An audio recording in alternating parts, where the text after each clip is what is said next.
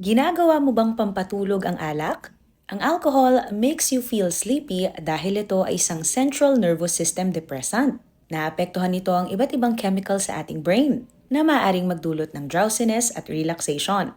Pinapataas nito ang GABA activity. Ito ay isang inhibitory neurotransmitter which helps you calm down. Pwede rin itong maapektuhan ng serotonin. Ang neurotransmitter na ito ay may role sa mood regulation and sleep. Kaya lang, while alcohol might make you fall asleep faster initially, maaari nitong maapektuhan ang later stages of sleep, particularly the REM sleep. Ito ang deepest at most restorative phase ng ating pagtulog. Kaya naman, ang pag-inom ng alak can actually lead to poorer quality of sleep. That's why pakiramdam mo ikaw ay groggy at mas pagod the next day. Hindi mo pa rin mararamdaman that you are fully rested. Plus, marami pang bad health effects ang pag-inom ng alak.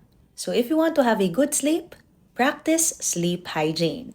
Matulog sa parehas na oras araw-araw, minimize your exposure to blue light bago matulog, you can take a bath before bedtime, make sure your room has a cool temperature, and avoid drinking or eating heavy meals 3 hours bago ka matulog. Huwag nang uminom ng alak ha! Sleep well! I'm Dr. Lian. Follow for more health tips.